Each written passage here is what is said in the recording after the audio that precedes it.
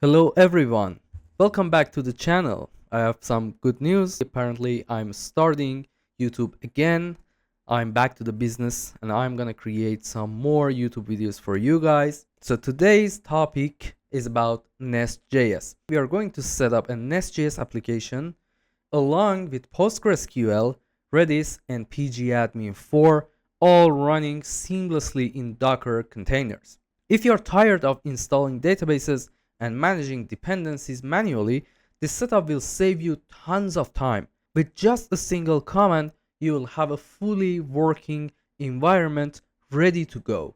By the end of this video, you'll have a production-ready backend, or a better phrase for this project would be a magic boilerplate running with Docker, making it easy to develop, test, and even deploy your app.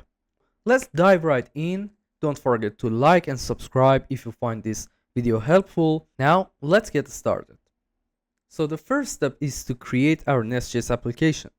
If you haven't installed the NestJS CLI yet, you can do that with the following command. So I'm going to say npmi-g at nestjs/cli. Okay, you will need NestJS CLI package to create an actual NestJS project. Once your CLI is ready and is installed on your machine, you can go ahead and create your NestJS project using this command. So I'm going to say nest new NestJS Docker app. For example, this is just a name. You can name it whatever you like, but I can name it Magic Boilerplate. It will ask you which package manager you want to use. I prefer npm, but you can choose yarn or pnpm. Doesn't matter actually. The installation is gonna take a while. So once that's done, let's navigate to our project folder and let's run our project to make sure everything is working fine. So I'm gonna say npm run start :dev. If you can see the NestJS startup message, which are a bunch of logs, as you can see here in the terminal, that means everything is working fine. Now, before diving into setting up Docker, let's take a moment to understand why Docker is such a game changer, especially for backend developers. Imagine you have a recipe for a delicious dish, but every time you cook it on a different stove, the results vary, okay? Sometimes the ingredients don't mix well, or the temperature settings aren't right. This is exactly what happens when we run applications on different machines. Dependencies, database versions, or system configurations can cause unexpected issues. Think of Docker as a pre-packaged meal kit. No matter where you cook it, you get the exact same ingredients, measurements, and instructions. It ensures that your application runs the same way on every system, whether it's your local machine, a teammate's computer, or a production server. With Docker, we can spin up our NestJS app, PostgreSQL, Redis, and even pgAdmin 4 with just a single command. No messy installations for databases and applications or compatibility headaches. Now that you understand why Docker is so powerful, it's the best moment to decide setting up Docker for our NestJS project. So let's go ahead and do that. Let's containerize our NestJS application using a Dockerfile. A Dockerfile is like a recipe that tells Docker how to build and run our app. So let's go ahead and create one inside our project root. Inside this Dockerfile, I'm gonna give Dockerfile some instructions to build and keep our NestJS project in a container properly. So I'm gonna tell Docker to use Node.js 18 as the base image, set the working directory inside the container, copy package.json and package log.json to leverage Docker caching mechanism,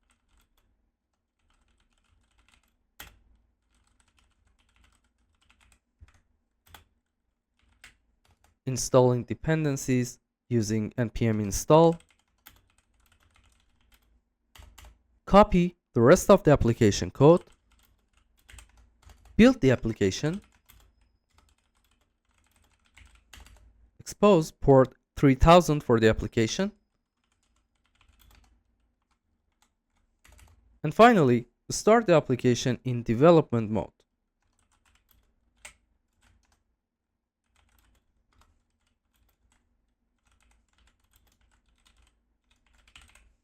That's our Docker file.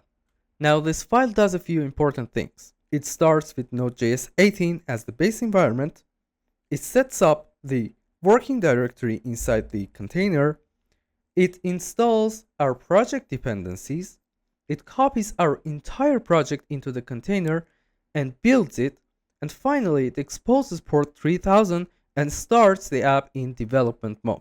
Now to build and run the container, we're going to use this command. I'm going to say docker build -t. I'm going to specify the name. It can be whatever you want. I'm going to go with magic boilerplate as well. And then I'm going to add a dot to the end of the command. This command tells Docker to build an image using our Dockerfile and tag it as the name you specified. In my case, it's magic boilerplate. Once that's done, we can run the container with this command. I'm going to say docker run -b. I'm going to specify my port. I'm going to go with 3000 here. Simple and easy. And then I'm going to use that tag I specified earlier.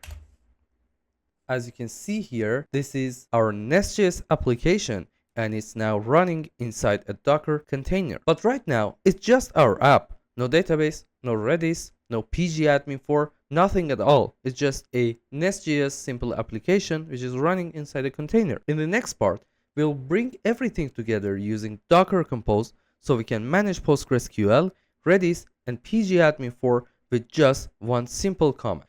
Before we move on to setting up docker-compose.yml file, let's first create an env file.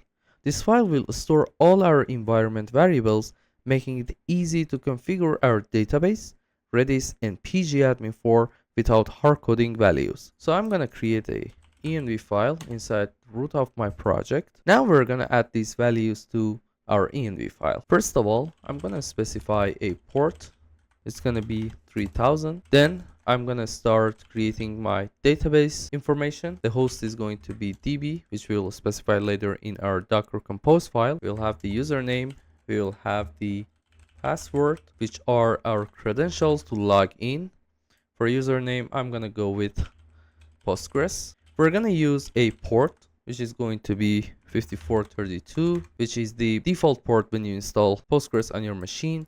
And finally, we're going to use a database, which is going to be MagicDB. We have our pgAdmin email, which is going to be admin@admin.com, something simple. We'll have pgAdmin password, which is going to be 123, as well as password of our database. We're gonna have two ports here, pgAdmin host port, which is going to be 5050, and we will have pgAdmin container port, which I'm gonna specify it as 80. So why do we have two different ports here? Container port refers to the port inside the Docker container where pgAdmin 4 is running. See, by default, pgAdmin serves its web UI on port 80 inside a Docker container. So this is variable that tells Docker, hey, inside the container, pgAdmin is listening on port 80. But what about the host port? This is the port on your local machine, which is the host itself that you will use to access pgAdmin, which is in the browser. So when you visit localhost 5050, Docker will forward that request to port 80 inside the container where pgAdmin is actually running. Now that we have our .env file ready, in the next step, we will set up Docker Compose to bring up our entire stack, NestJS, Postgres, Redis, and pgAdmin 4 all in one go. Let's do that ASAP. Instead of running multiple Docker run commands for each service like Postgres service or pgAdmin 4 service, Docker Compose lets us define all our services in one file and start them all together with a single command. So let's go ahead and create a docker-compose.yml file. And let's add our configuration. So we have a services section, which will define our services here. So first service is going to be our DB. This is our Postgres database service. It uses the official Postgres image from Dockerfile. So I'm going to say the image is going to be Postgres. Restart is going to be always. It ensures the database restarts if it crashes. The next section will be environment. Inside environment is where we are setting up database credentials using environment variables from .env file. I'm gonna use Postgres user, which is going to be $, and inside here I'm gonna use db username. As you can see, we have db username here. Okay. Oops, we have a typo here. I'm gonna make a bunch of copies out of it. So our Postgres password is gonna be db password. And finally, Postgres db, which is going to be db database. These names are the ones from our .env file: username, password, and database. Next up, we're gonna use something called container name. We're gonna specify our container name, which is related to this service here. So I'm gonna say magic boilerplate Postgres. Then we're gonna use volume section. Here we are persisting database to avoid losing it when the container restarts. So I'm gonna specify an address here. So for example, I'm gonna say pgdata/var/lib/PostgreSQL/data. Next thing we're gonna do is to use ports section. We're exposing PostgreSQL on the port we defined in the env file. So here, again, I'm gonna use dash. So I'm gonna say db port 25432. The next thing we're gonna create is our networks section. We're connecting the database to our custom network, which all of our services are connected to, and basically are connected together using this network. So I'm gonna say, let's say magic boilerplate net. That's gonna be it. Finally, we'll have a health check section, a health check to ensure that the database is ready before our app tries to connect. So for test, I'm gonna go ahead and say cmd shell. I'm gonna say pg is ready -u Postgres. The interval is gonna be 10 seconds. The timeout is gonna be 5 seconds, and retries is gonna be 5. So our next service is gonna be our app service. This is our NestJS application. Instead of using an image, we are building it using our Dockerfile. So in here, we have a build section. Oops. We have a build section. Inside there, we have a context, which is dot. We're going to specify our Dockerfile, which we created before, which is the Dockerfile itself. This tells Docker to use our Dockerfile to build the app, which is this one here. Then again, we have a container name. This one as well is going to be magic boilerplate app. Then we're going to have the environment port. Again, I'm going to use port, and inside my value, what I'm going to do, I'm going to use port here. Then we have our ports section. Port is mapped to this port right away. I'm going to use something called depends on. It ensures that the app container starts only after the database is ready. So here, it depends on DB service, which we specified here. Finally, we have our volumes. This allows live code changes without rebuilding the container. So I'm going to use, let's see, we can say ./src/app/src. We're going to use the networks again. Magic boilerplate net. And finally, health check section. So inside this health check, we're gonna use test. It's just a simple health check to verify that the app is running properly. So inside test, I'm gonna use cmd again, curl -f, and we're gonna specify our address of our web server, which is localhost 3000 /health check, as well as the health check section of our DB service. Interval, timeout, and retries are gonna be the same. Now our app service is ready to go. So let's go ahead and start implementing our next service. Next one is gonna be pgAdmin. This service is for pgAdmin 4, a web-based tool to manage PostgreSQL. You'll see it later if you haven't seen it before. So inside here, the image is gonna be dpage/pgAdmin4. This is the official image of pgAdmin4 in Docker Hub. The restart is gonna be always. It ensures it restarts automatically if it stops. The container name is gonna be magic boilerplate pgAdmin. And then we're moving on to environment section. Okay, so we have two things here, name and a value. First one, we are setting up our pgAdmin login credentials from .env file. So I have pgAdmin default email. In here, I'm gonna use env file pgAdmin email here. Okay, I'm gonna make a copy out of it, and here we have our password, and here as well we have our password. Then we are moving on to the ports part. We are exposing pgAdmin on the host port we defined in env file.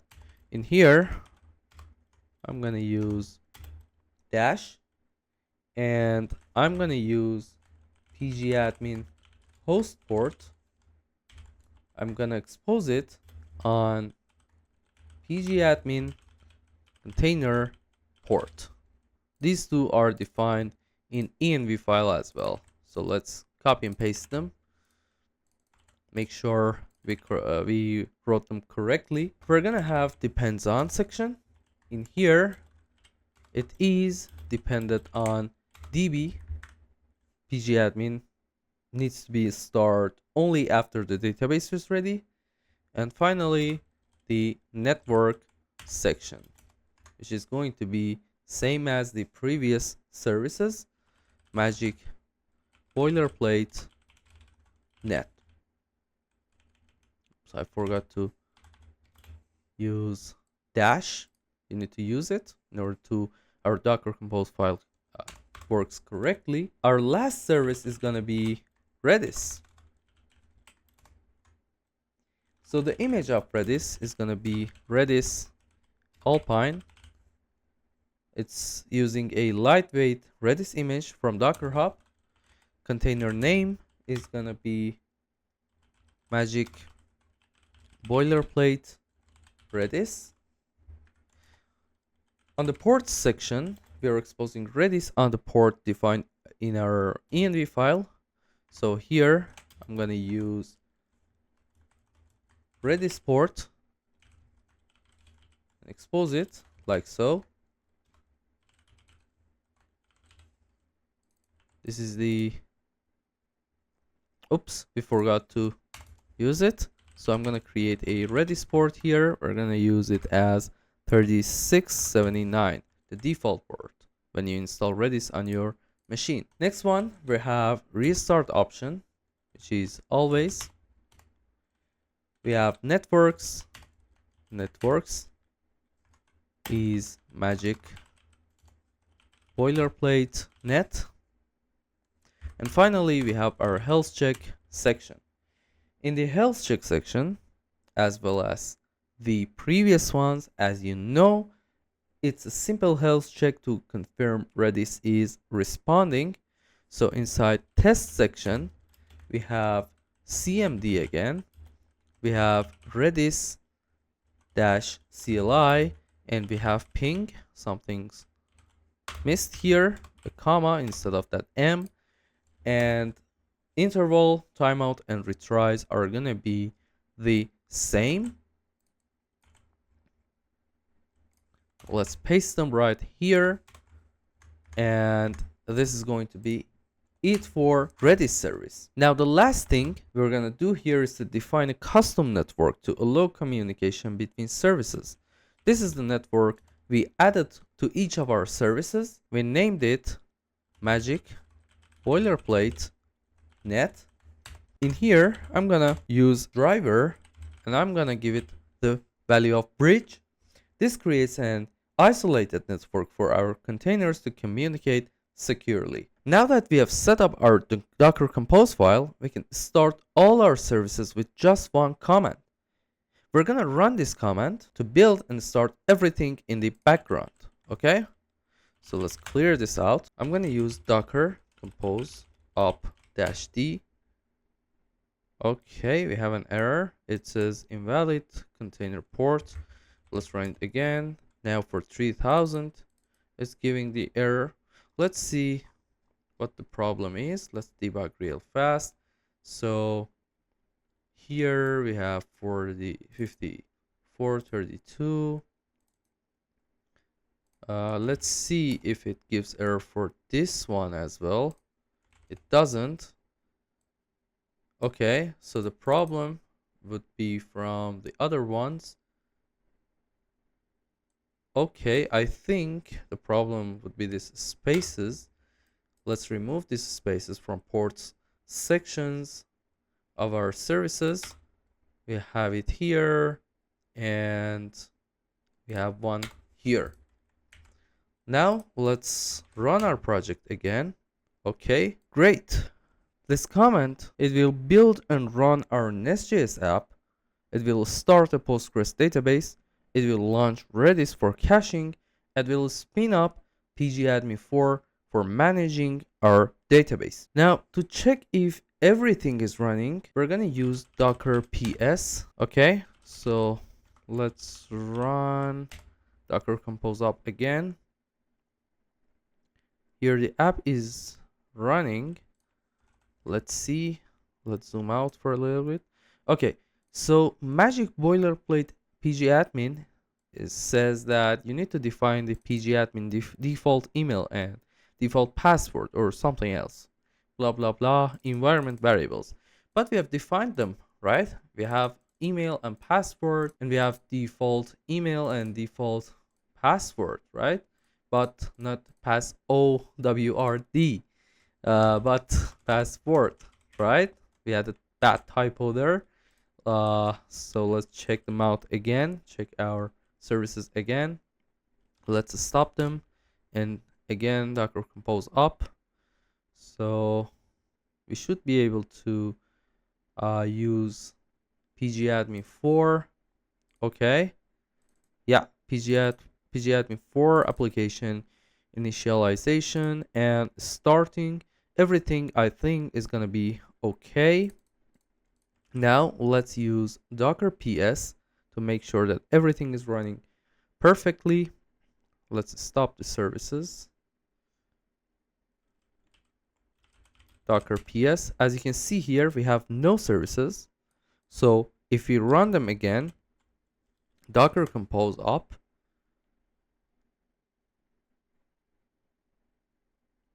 and if I open another PowerShell,